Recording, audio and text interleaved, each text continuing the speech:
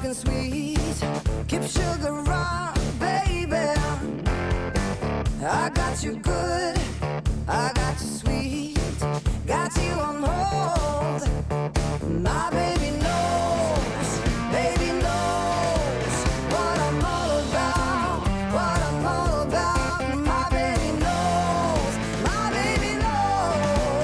what I'm all about, what I'm all about. Keep moving fast, keep moving slow, keep rhythm on, baby. You got me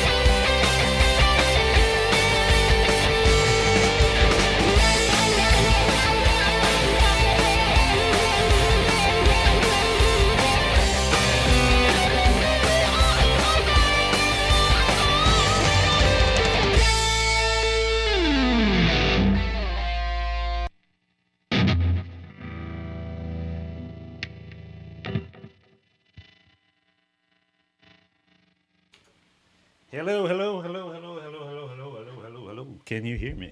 Can you hear me? All right. I see everything is going live. I kind of facing this way tonight for the jam part.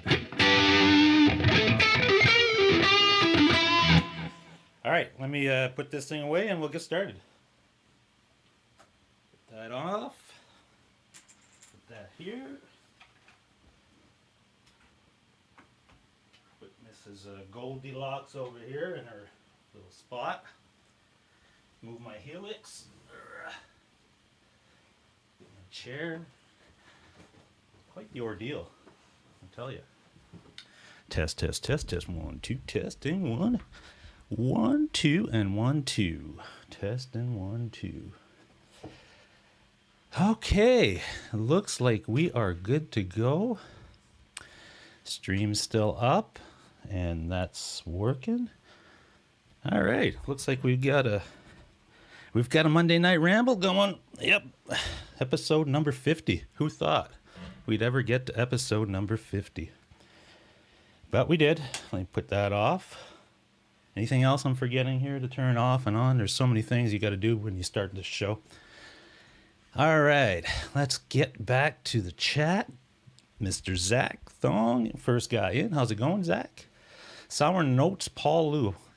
Paul Lou changed his name. Well, whatever name you want, brother, that's all good. Nice to see you.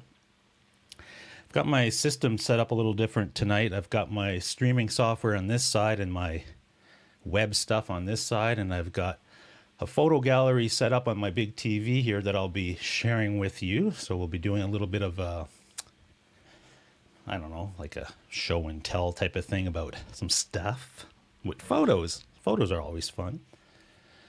And make sure, okay, that's good. All right, cool. Ben, how's it going, Ben? It was great hanging out with you last night. I was on Ben's show last night at, I believe we were on at 8 p.m. Eastern. That was a lot of fun. On for about an hour and a half. Thanks for having me on. That was a lot of good times and chatting with all you good folks. R2, R3, what's going on, brother? Oh, you got to work tonight. Oh, no. Oh, well, somebody's got to work. I worked all day. I was up at 5 this morning. And, yeah, we'll talk about all that fun stuff. Pete Hickson, how's it going? Get your coffee. Good. Edwin Crane's in the house. Quentin, how's it going, Quentin? The entire state of... I don't know. I think it's good now. It looks like my stream is okay. Let's hope it is anyway. We are in Canada. And Trudeau doesn't like to give us good internet, I guess. Or something like that. Jack the Rabbit, what's going on, brother? Nice to see you. I watched you on China Mike's channel yesterday. That was a lot of fun. Joe Hervey, there you are, Joe. I got a news item just for Joe tonight, so that'll be fun. Stay tuned for that. Wolverine, how's it going, brother? Nice to see you. Who else is in here? Again, if you do have a question or want to see something or something on your mind, just tag me and I'll see the comment. I'm pretty bad when I'm doing a live show trying to keep up with the chat. I do the best I can, but sometimes I miss something. So it's a lot easier to see it if you do tag me in the comment. The Dog Pa, what's going on, brother? Guitar Hack, how's it going? Guitar Hack spends a lot of time at Cosmo lately, so I expect to see something new in his next couple of streams. You never know. And who else we got in here? Fruitcake Tony, how's it going? Yeah, I saw Fruitcake just subbed to my channel. Thank you very much. And thanks to some of you folks that subbed to me last night when I was on Ben's channel. I got a few subs from that, which is always nice to see. Got some comments on some older videos that I did. So some of you guys that weren't familiar with my channel jumped in and checked out some old stuff that I was putting up, well, over the last year anyway, and gave me some good feedback. I always appreciate that. And Oh, good, Wolverine. I sent Wolverine a Helix patch last week, and actually it's the same patch I'm using tonight. So I'm glad you're digging it. I like it. It plays well with different guitars. Like that one is the R6 with two P90s in it, and it works well with that one as well. Stephen S. How's it going, Stephen? Stephen S. is throwing the metal horns up. Janice is driving, so she can't chat. So Merrill J. How's it going? Merrill was one of the, I think that's how you say the name. He was a new sub as well. Thank you very much for jumping on board the channel. Try to entertain you as much as I can. Let's see. Wah. Yeah, I don't use the wah much, but I'm having fun with it lately. Because the way that my Helix is set up, it's under my desk and stuff, and I kind of set up my patches. And when I'm playing, I usually don't touch the buttons that much. I'll switch from a clean to a dirt channel, but I don't really play with the wah that much. And recently, I kind of set it up where if I'm standing, because I have to get used to it, because I will be playing live this summer, and I want to use the Helix when I'm playing. So I want to get used to using the wah and the full functionality of the Helix. So I'm digging it. Obviously, being a bass player, I never really. There was people that use wah on basses and stuff. I never did, but it's pretty cool. It's fun. Let me see who else we got in here. Make sure we got everybody. Yeah, it looks like we've got everybody. If I missed you, terribly sorry. Stafford Music, how's it going, brother? Thank you. I always love Stafford's Music show on. I missed the Friday one. I watched the replay actually, but I couldn't stay up to watch the live show. Unfortunately, I had a crazy week last week, and I was so tired on Friday night I just crashed. But I did watch the replay, and and again, it just cracks me up every time. Just love it. And not sure if you found your Zach Wild custom yet. I know you're looking for one of those. You're going to have to get rid of the PRS, I'm telling you. That's the way she goes, brother. Now, let me see. Number 9. Cool. All right, well, tonight the topic was realizing your vision, and the story behind that is, as most of you guys know, well, some of you guys probably don't know, but my full-time job is a multimedia manager, creator, do photography, videography, audio production, and I work for a college in just outside of Toronto, and I produce a lot of content for them, multimedia-wise. And I used to be in IT for many, many years, probably 10 years at the college. And then in 2010, I was starting to get burnt out of the whole IT world, and I really wanted to do something that I was way more passionate about, which is multimedia, photography, videography, and that stuff. So so I approached them at that time to see if there was an opportunity to start that type of service at the college, because they really didn't have anything at that time to do that. So so I approached them, and they gave me a shot, and they gave me like a 6-month trial period to build this service. They gave me a really small budget, buy a camera and a couple of things, and I set up in the basement of the college. It was like just a normal building. Like, I think we have 6 floors, and there's a basement part of it. And they said, you can have that little corner in the basement and make it happen type of thing. So it started that way. This was back in 2010, 2011. So I did about a year down there and did some content, and they were sold right away. They saw the potential in marketing in the world of video, and having an in-house service to do all that instead of outsourcing. So moving forward, a couple of years after being in the basement for so long, I moved up to the 7th floor, where they had a kind of a bigger room. It was empty, and it wasn't really built for anything. It was just a big empty room. They said, you can operate out of there. So I said, okay, cool. And they gave me a little bit more budget, so I bought a few other little things and, just built it. It wasn't just piece by piece, light stand, camera, whatever. It wasn't, my vision was really to build a full multimedia studio, like with the proper setup and everything, like the full systems. So over the years, I've been trying to get them to buy into that so that they'd understand that it would be way more efficient and, you know, it would be a lot cooler.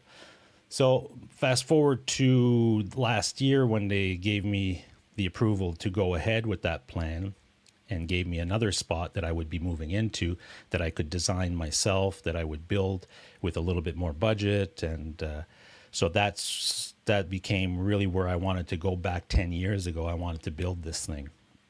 And it was a huge project.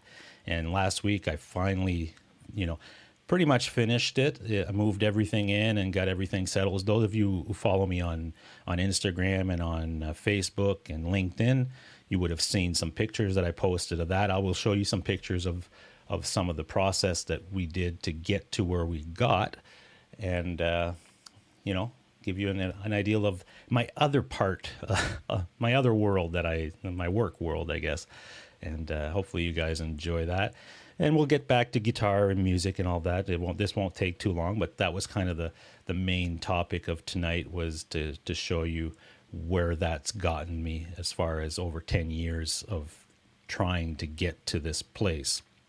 Let me just check the chat real quick before we go into a little show and tell, let's say. We got Dale Palmer. How are you? Dale saw some of the pictures, yeah. And we've got Thrash Metal and Fun Riffs. There he is. Nice to see you. Big G. How's it going, Big G? Gary Tolander in the house. Cool. Cool. All right. So let's see if I can maneuver this this stuff here. Okay. Because I'm all disoriented because my main interface used to be pointing here and I would control it here, but now it's over here. So give me just 1 second to get my bearings of where everything is again. And we will get started with showing you where I was back just a year ago as far as the studio build and where we are today.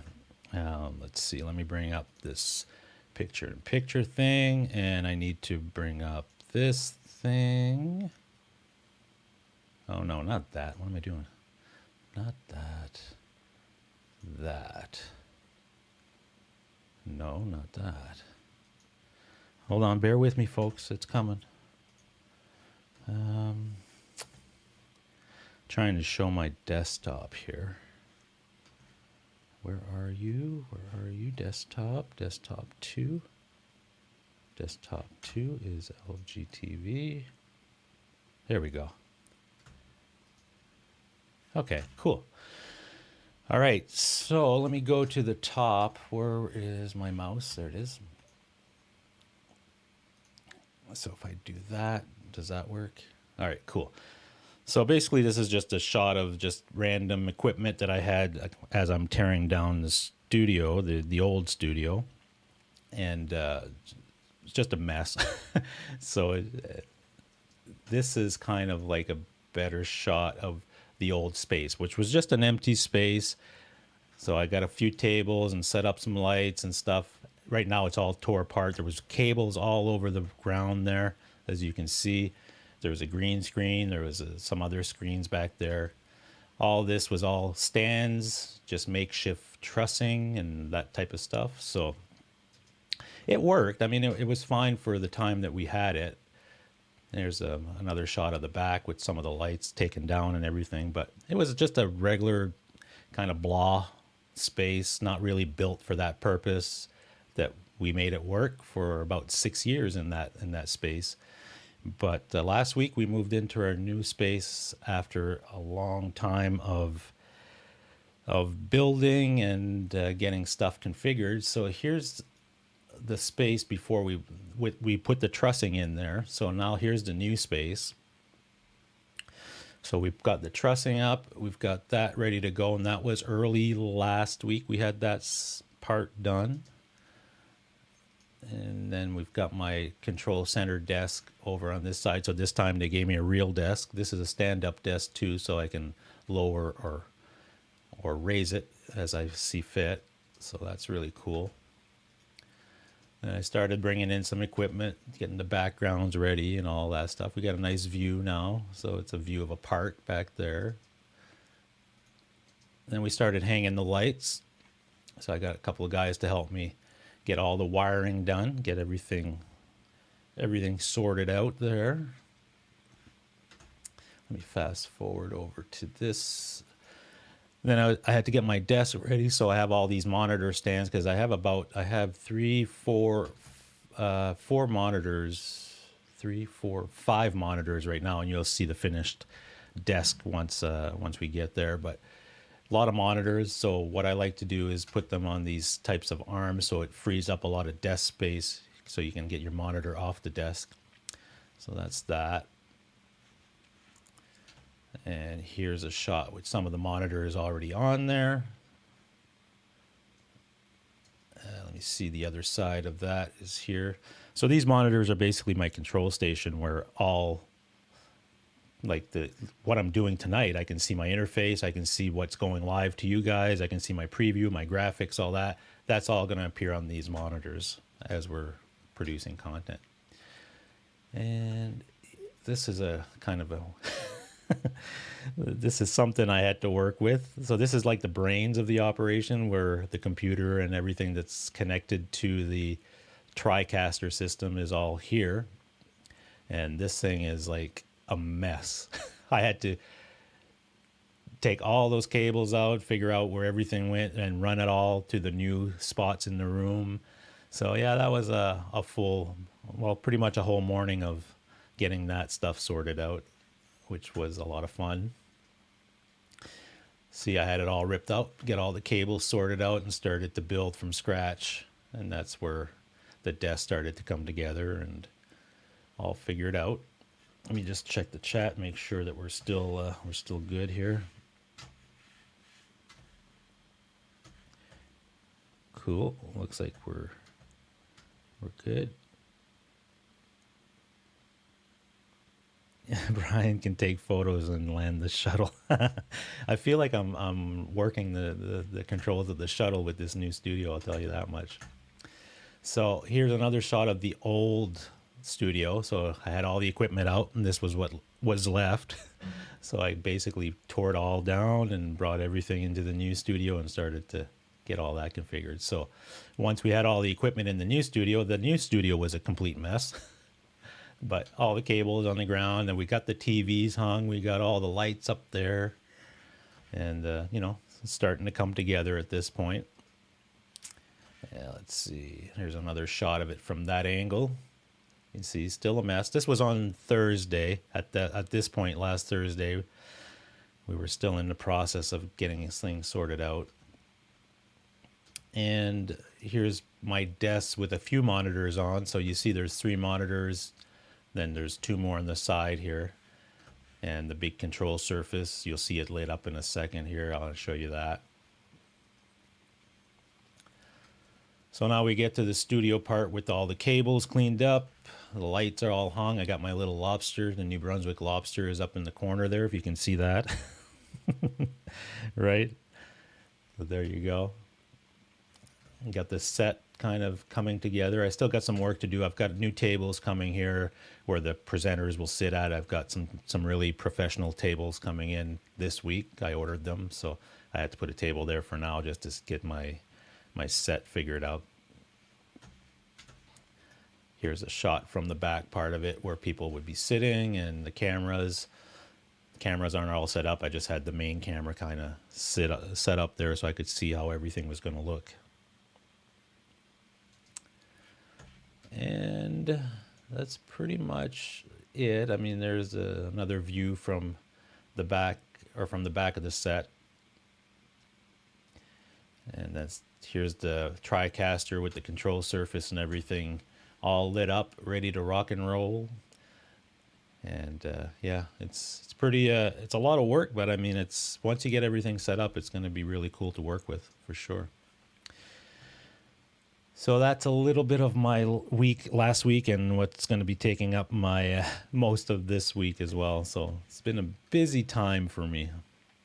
Let me pull that down. Let me go back to my regular camera here. Cool.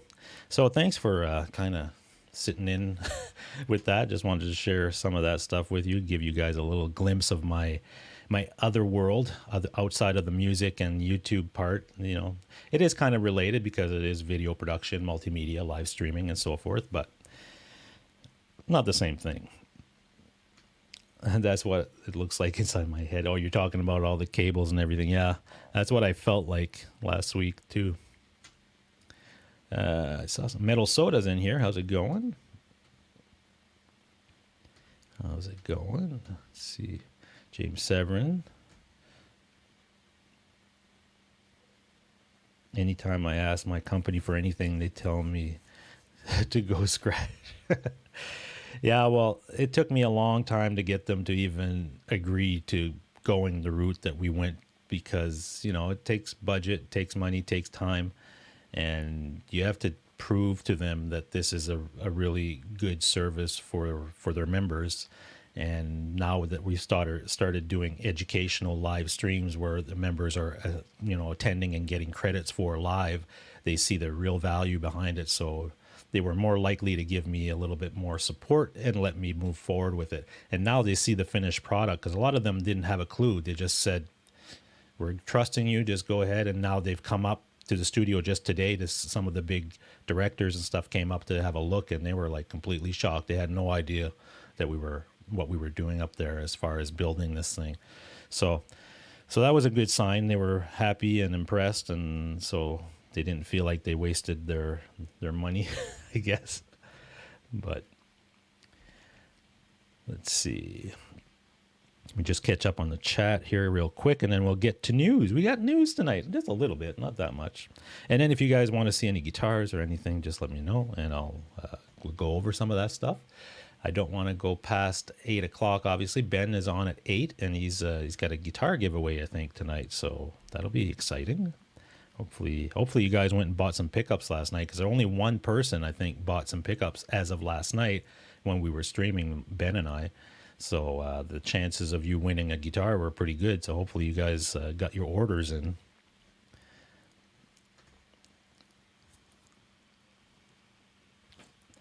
Yeah, thanks, Wolverine. Yeah, it's really, it's cool to do something that you enjoy doing. But you know what? As cool as that is to work in that industry and to work with all this equipment and do some cool stuff, it's still a lot of work. Like, I mean, at the end of the day, there's some stress involved, and if things don't work, you've got a lot of people that are depending on certain things to happen. And if something goes wrong, they don't know that maybe a YouTube went down. They just see that you're not producing something, and it can be a little stressful. But for the most part, I'm very happy with the situation. So let's see. All right, let's get to some news. We are at 7:30. If again in the chat, tag me if you've got a question or if you need to. We need to go over anything, and I will address that. And oh yeah, I'll keep looking at this screen, which I shouldn't even be focused on because my interface is over here. Where's my mouse? Oh, okay, I'll figure it out, folks. So let's go to news, and we've got, where is that, general news, and we've got that, and we've got,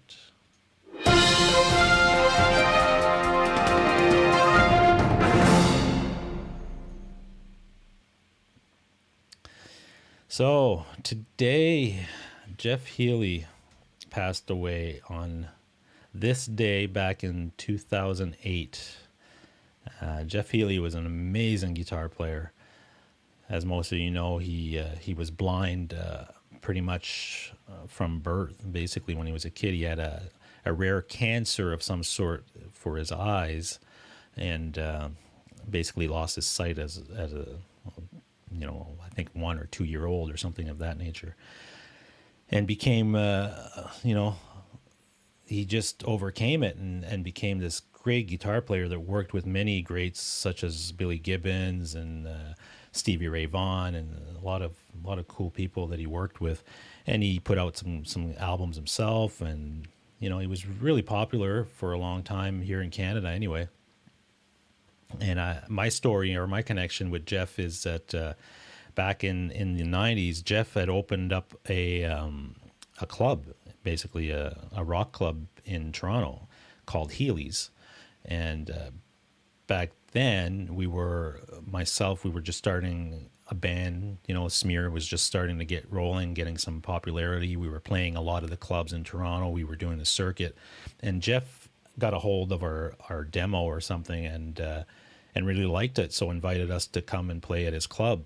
And we actually met him that night and everything. And he's a super nice guy, and he enjoyed the music, and he was there at the club talking to people. So he wasn't just a club owner for the sake of being a club owner. He actually was there and doing stuff and talking to people. And he actually came up and played stuff, not with us. Like, I mean, that would have been really cool. But yeah, so that's my connection to him, that he had invited us to play, and I met him that way. And the other story I have about Jeff Healy was early in the 90s. This would have been 91, I would say. I just had moved to Toronto, and a bunch of my friends and myself, we went up to a place called Molson Park up in Barrie, Ontario, which is not far from where I live now. And back then they used to have these big festivals on Canada Day, and they would have, like a full couple of days of full bands. And they had Tragically Hip, they had Killer Dwarfs, like a lot of Canadian bands, Our Lady Peace, and those types of bands were all there. Lee Aaron and Jeff Healy was there.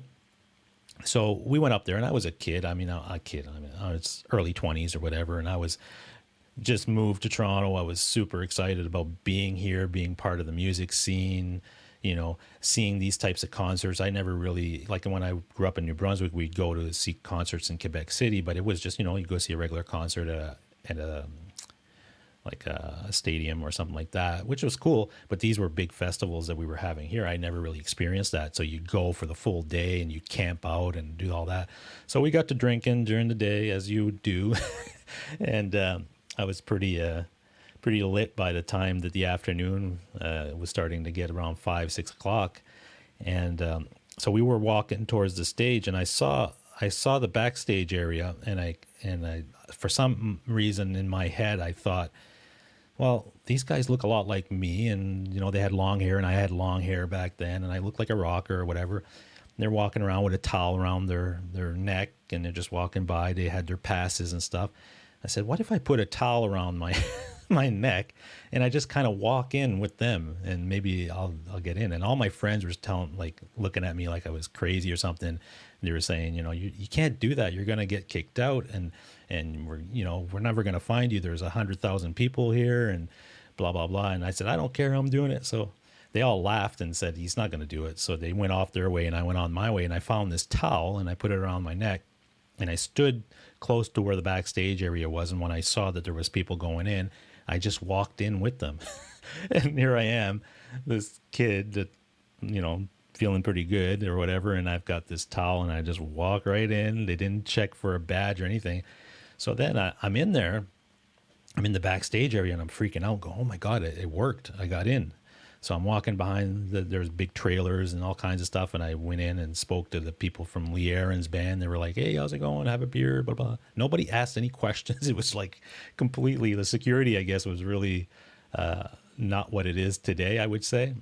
So then I figured, well, what if I try to get on the stage, right? Go up the side, and because every band would play, and then they would have to take their amps off and their drums, and then they would set up for the next band. So they had roadies. So I figured, I could maybe blend in with the roadies and get on stage and check it out, right?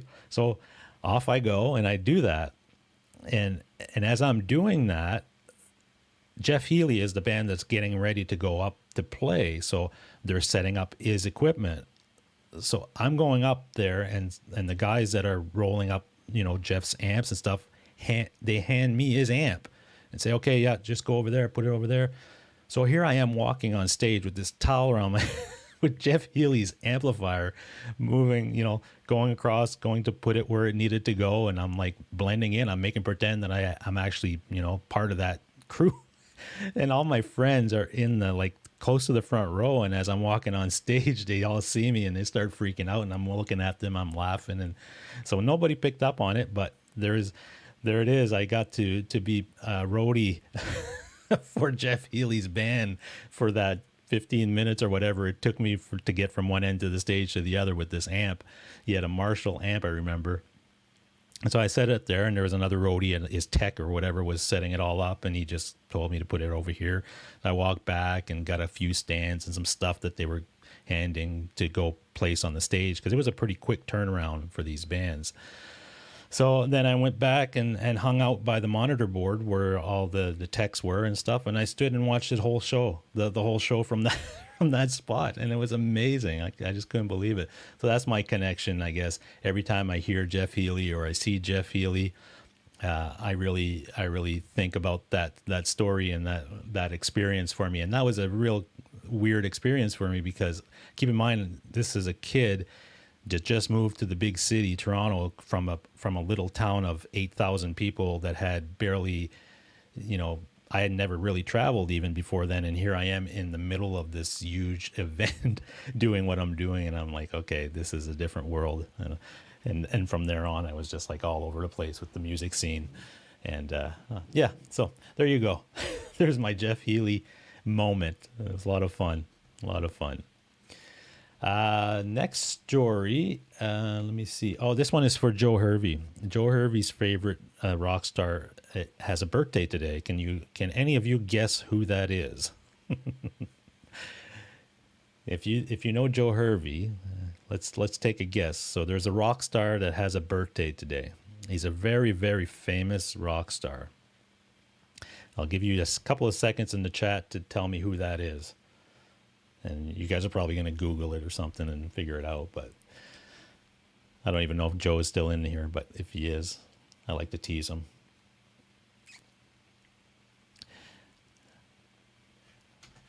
Yeah, I was a roadie for a day, I guess you could say. Oh, there's Joe Hervey. Ace? No, it's not Slayer. No.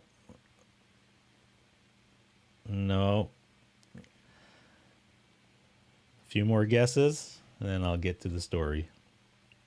It's not EVH. Good guess, though, Zach. I know how much Joe Hervey likes EVH. Yes, a lot of you guys saw. No, it's not Eddie's birthday. All right, Joe Hervey, you're still here? Okay, cool. Well, this guy's birthday is today, and I know Joe Hervey's a big fan, so let's have a look at who that is. There he is. Mr. Bon Jovi, John Bon Jovi. That's who it is. He was born in 62. 62. And today is his birthday. I think you're a fan of him. No? Joe Hervey says not. Oh, man. Come on, Joe. He's not that bad. Imagine if you had his money, how many Les Pauls you could buy. George Lynch, yeah. Good guesses, though. Good guesses. But no, this is John Bon Jovi's birthday. No, not a fan. Not one bit. I was going to play a Bon Jovi song tonight, but I figured I'd get the stream would get pulled down for sure. I'm not sure if Bon Jovi lets us play their songs. I don't know if and the story about here's a story about Bon Jovi. The very first time I ever played live, and I only played live once as a guitar player. And this was when I first started as probably 13, 14 years old or whatever. I'd gotten my first guitar. I was just learning. I didn't even know how to play or anything, right? So we had a little band together, a high school thing. And I was just learning how to play. I really couldn't play, but we got hired to play this, what back then, a high school pageant. So they had Miss PTA or whatever it was, the school. And they always had a pageant where it was a big thing. It was a big deal. They had, hundreds of people that would go to this event.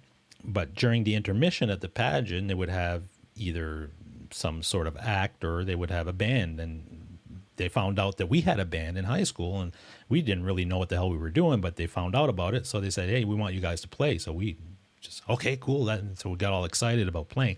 So the song we played was a Bon Jovi song. It was You Give Love a Bad Name. I didn't again, I did not know how to play. I was just learning. So we went, there was a guy in like a little older than us that played guitar. So me and the other guitarist in the band went to him and he showed us how to play the song, you know, which is cool. At least he showed us. But even if somebody shows you and you're not accustomed to playing and, you know, you don't have a technique or anything, you know, okay, here's the chord. So I went back home and practiced. But I still, you know, I sucked big time. so then the night comes that we're supposed to play this pageant. We all set up and we're all nervous because I think the drummer was really the only one that really could play very well. Myself, the other guitarist, and the bass player, we were just kids starting out trying to learn. The singer was a female singer and she was good. So that's what we played. That's the first time I ever played live as a guitar player. And it was the last time I ever played live as a guitar player. That was a one and only show as a guitar player. After that, not long after that is when I switched to bass. And then I joined up with this other guy, a really good guitar player. And he's the guy that taught me how to play bass. And that's what I played all my life until, you know, 2018 when I picked up the guitar to start playing as a guitar player as I do now. So that's I guess I had a story connection with the Bon Jovi story. So there you go. And if you did have John Bon Jovi's money, you would probably be able to afford this. A 1959 Gibson Les Paul on reverb, selling for $261,280 Canadian. So that's Canadian. So you US folks, man, you guys could get this for a steal. I don't even know. Somebody can do the currency converter there and let us know what that would cost us in US dollars. But man, this thing is in mint condition for a 1959. It looks pretty good. There, the case is worn, but that thing is sweet. Look at that thing. $261,000 Canadian, folks. It looks like in really good condition. That top is nice too. Here's the back of it. Here's the headstock. See, when they got even the close-up pictures, I don't see much wear. You see a little bit of checking. I don't know if you guys can see my mouse. Yeah, you can see my mouse there. A little bit of checking on the finish, but not a great deal of chips or anything going on there. $400 US. Yeah, maybe. Look at that. That's mint for a 59. I've seen a few 59s, like pictures, and I actually saw a few of them in person when we went to Nashville, and they were in a lot rougher shape than this thing is. And there's the electronics. There's a close-up of some of the parts. I mean, there's wear on the hardware, but that's normal. They really go into detail as far. Well, I guess if you're going to pay $261,000, oh, it's $194 US, folks. That's a deal. That's a deal. Yeah, I guess when you look at it really close, you do see a little bit of some checking in the finish and some little specks there, but nothing crazy. Nothing crazy and that's under the pick guard. There's a pick guard. There's a pickup. Man, this guy really, it's 1959, folks. It's a long time ago. There's the pickup. Crazy, eh? There it is. That's a beautiful top, by the way. I really like that. I know some of you guys like all the book match stuff, and this is really cool the way it is. Like, it's got horizontal, and then it's got the vertical lines right close to where it's matched up. I really like that. That is a nice top. So if any of you in the chat have that kind of dough and looking for a 59 Les Paul, you better get on it. That's all I got to say about that. It looks like there's 2 other people that have this guitar in their carts right now. So there's somebody is looking to buy this probably in the next day or so. So, like I said, if you want this, you better jump on it now. But for a more modest price guitar, the one that I saw recently that caught my eye, still a lot of money, but got me intrigued with this thing. 1998 white Les Paul Custom, and it's in pretty good condition. I mean, it has faded a little bit, and which is fine. I don't mind the faded white, kind of where it's yellowing a little bit. That's just part of the white customs. Anything that, this is a 98, so we're talking over 20 years old, right? So it's got a few little dings and stuff. That doesn't scare me away. No. It looks like it's in pretty good condition overall. Yeah, there's a few little things, but nothing major. The black one I bought has a few little things. It's in really good condition. There's very little wear on it, but it has a few things. And that stuff doesn't bother me, especially if it's a used guitar. As long as it's in really good structural shape, I don't mind that. There's a headstock. Looks pretty good for a 98. Price is a little high, I would say, on this one. I'll show you what the price is in a second here. I just want to get through some. Oh, look, I didn't see that. I guess he's got one Gibson pickup in there, but the other one is a Seymour Duncan. So I don't know if that means he changed that pickup. I'm assuming that's what it means, because it wouldn't have come with a Seymour Duncan, I don't think. But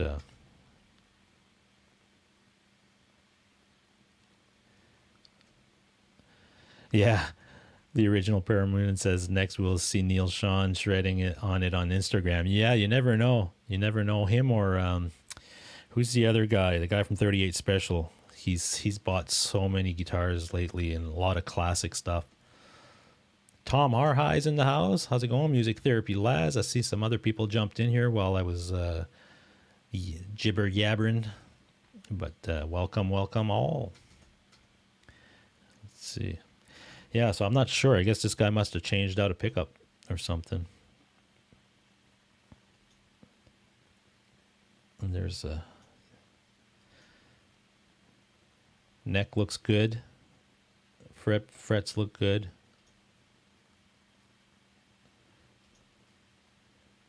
Yeah, not bad. Not bad at all. And he's asking 4,400 Canadian for that, which is about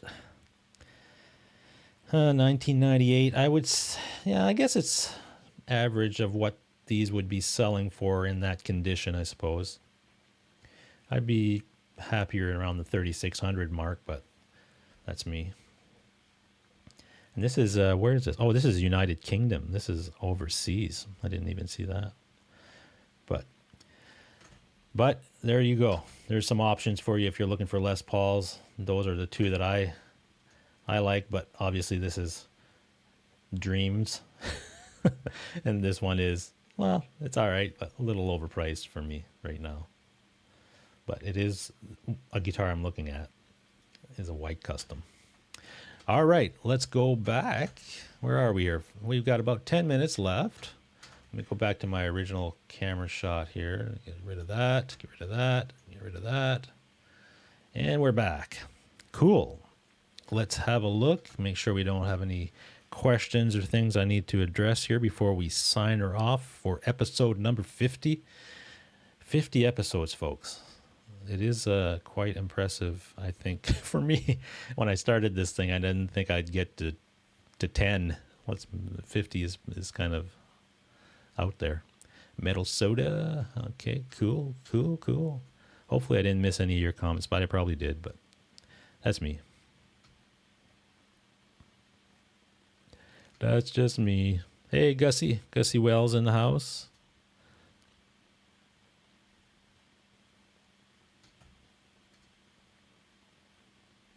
Cool. Yeah, and I'm not sure why I guess maybe that guy changed the pickup in that custom for a reason, I suppose, but Oh well, nothing wrong with that. And let's see.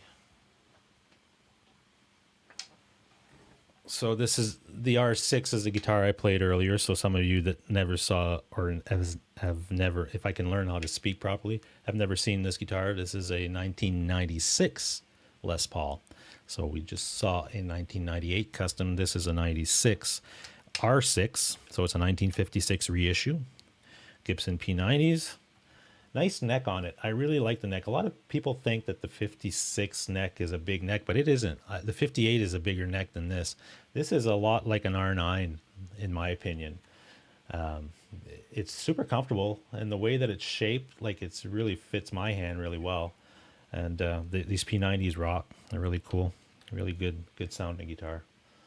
I'm super happy with this one. I played this one a lot. I played this one all weekend actually. So I get in that zone where I come in here, you know, on a Friday or something after work, and I pick up a guitar, and I usually stick with that guitar for the whole weekend. And this was the one that kind of made it into some recording this weekend. So I did a little bit more recording this weekend. I have a lot more to do, a lot more work, but I'll get there at some point. I was super busy this week with the studio build, so I would have liked to have put some stuff, do some more recording and get some riffs down. But you know, life gets in the way sometimes, so you got to do what you got to do. And I'm using the same patch that I used last week. I did send it to Wolverine, so Wolverine's been playing with that as well. He seems to like it. It's a pretty simple patch. I think Wolverine will agree. It's nothing too complicated. What I've been doing lately, though, is going through my Fender amp with my Helix, and I also go through my monitors. So I've got full sound in here, and when I'm jamming away with tracks and stuff, it's really cool. It sounds pretty cool. Let's see if I can turn this on here. So give you an example of.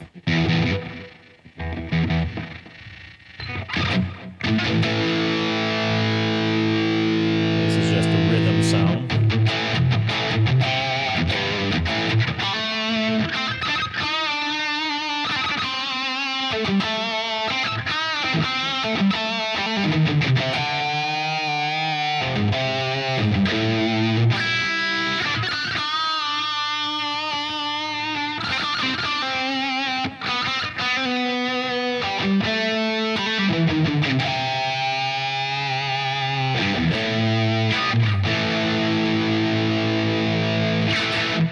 And if you put it on the neck pickup, you get that.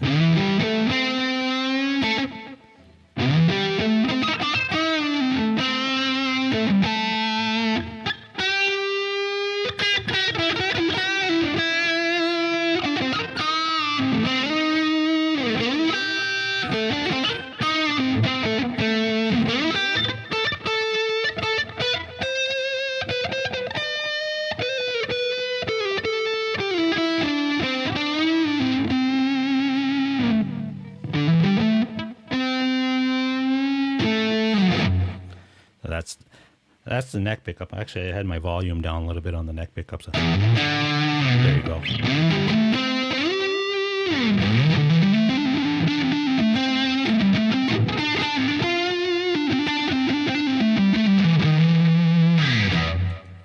And then there's the bridge.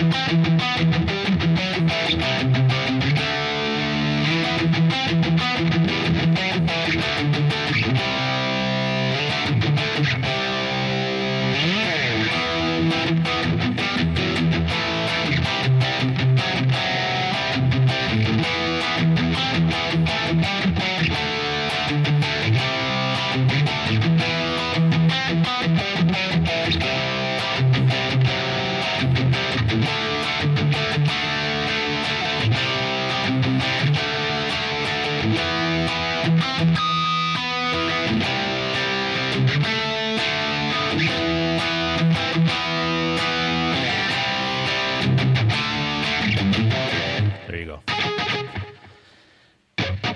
And then if you put it in the middle position, which is really cool, What I like to do in the middle position is I put it in the middle position and I put the bridge pickup all the way up, but I put the neck pickup and I turn the neck pickup down a little bit. This is how it sounds with both of them full blast. Right? I like to tone back the neck a little bit. All right. I like it about this position.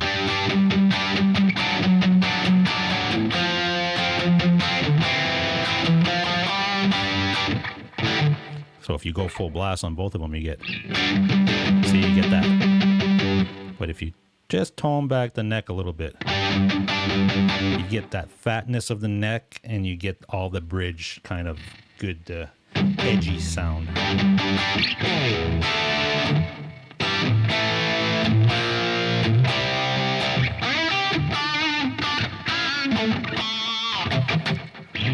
That's kind of my favorite setting on a Les Paul, to be honest with you, is that middle position, turn that neck pickup down just a tad to give it a little bit more edge. That's my sweet spot. I play a lot on the bridge, obviously, like everybody else, but sometimes I really enjoy this type of tone.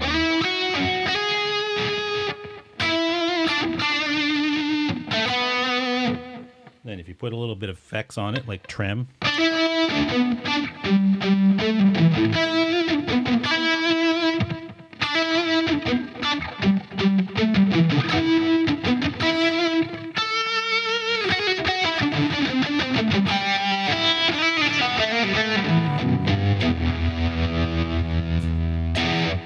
There you go. All right, what time are we at here? 7:56. What do we got in the chat? Any questions coming in? Those P90s are... Yeah, I love the P90s pickups. A lot of people are scared of the P90s, but I don't know. It does make a little noise. I mean, look. I got a noise gate on, so it's not that bad. There's quite a bit of gain there, you know? You hear it as soon as I release... And then the noise gate kicks in.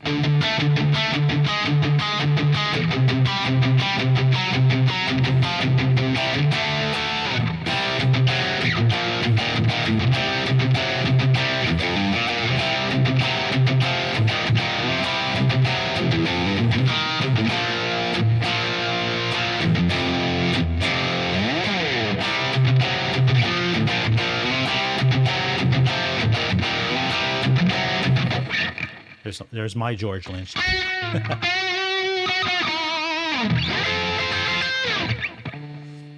So yeah, so that's the Helix. The Helix with a generic type of patch that I put together quite quickly, and yeah, it works. It works. Cool. All right, let me put this guy away. Hit that button here. So there you go, episode 50. Pretty much in the books, folks.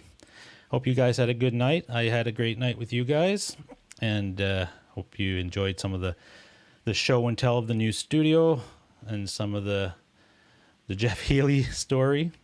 Never really went over that story with you guys in the past, so when I saw Jeff Healey come up in the news as far as this being the day that he died back in 2008, it brought back that memory. But there you go. Tom Harhai says, do you play any other instruments other than bass and guitar? I do not. I played a little bit of drums, but I'm not good at it. I can keep a simple beat, but as soon as I have to do a fill or something, I get off time, and then it takes me a bit to get back into the regular groove. I never really tried to play drums. I just dabbled in it as my drummer was taking a break or something. I'd sit back and do some stuff, but that's about it. No, I don't play piano or anything of that nature. So those are my go-tos, the bass and the guitar. And the guitar is just super new for me as well. Like 2018 is really when I said, okay, I'm getting back into music, and let's go all in on the guitar and figure it out. And so that's what I've been doing over the last 2 years. Let's see. The Brian Report, yeah. Well, I hope you guys enjoy the Brian Report. So the Fender amp you have is Jeff's. No, no, I don't have Jeff's amp. Actually, Jeff played, well, back then when I was doing the roadie stuff, he did have a Fender amp on stage, but he also played with a Marshall head. So he had a couple of cabinets. I think he was using both amps. Either he was switching between both for different things, or he was using them in series or something and blending both sounds, I think. I never asked. I mean, I was just thrilled to be to be on stage and actually doing the stuff that I was doing. Oh my God, Siri. Siri's looking for me. Oh, look at that. I don't know. Oh, the other thing I got to, before you go to Ben's channel, check this out. So I don't know if this is a curse or something that happened today, but it was my first day really in the new studio. Everything is set up and I'm just kind of doing some final tweaks before we go back into production in a week. So I'm in the new studio and I'm just checking some stuff and I have my phone, right? I take my phone, there's a case, right?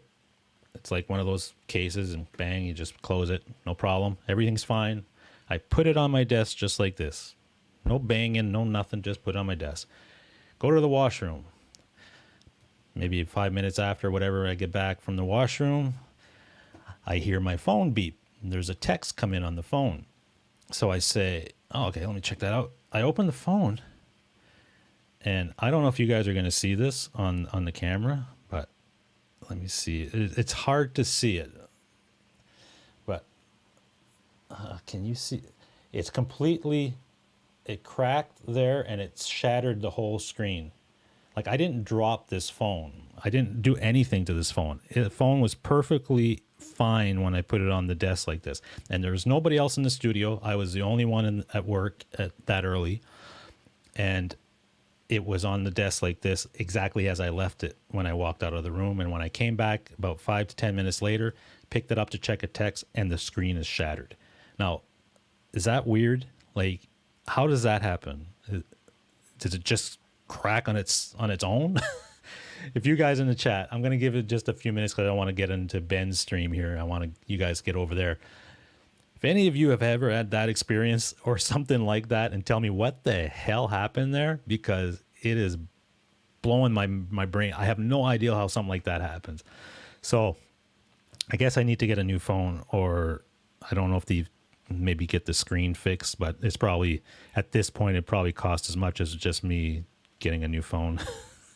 This is an iPhone 8, so it is a few years old, but there was not a scratch on this screen, nothing. Now it's got, you can't see it in the camera. It's completely, like, it's shattered on the top and it's all cracked down all along everything. So a ghost broke my, that's what I think. Like, there must be some ghost in there. I'll find out in the next couple of days if any other weird things happen, but that is insane. I did nothing. I put it on the desk. I take care of this phone like I've had it since whenever iPhone 8 came out, probably 3 years. Never had an issue. And it just, yeah. Internal combustion, Bobby Lopez. You got that right, brother. So I don't know. I got to bring it to Apple on Thursday. Go to the Apple store not far from where I live and show them and see what they say. I don't know what they're going to say. Oh, yeah, that just happened. They're going to say, yeah, you dropped it, you idiot. But no, that's what happened. I'm completely honest. So anyway, with that, I guess I will leave. Yeah, Jeff Healy's ghost came back and blew up my phone. So there you go. Yeah, I guess this is the life we live. So anyway, thank you very much for joining me tonight. It was awesome to hang out with you folks. Get over to Ben's channel. I think he's giving away a guitar, so you don't want to miss that. Next Monday, 7 p.m., we get to episode 51. Hey, Jeff Miller, I just saw you in there. Nice to see you. Stephen S. So, yeah, all you folks, thank you for jumping in. Hope you enjoyed that. And, yeah, until next time, I guess we will say goodbye. Take care, folks, and we'll catch up soon. See you at Ben's chat, I suppose. All right, take care.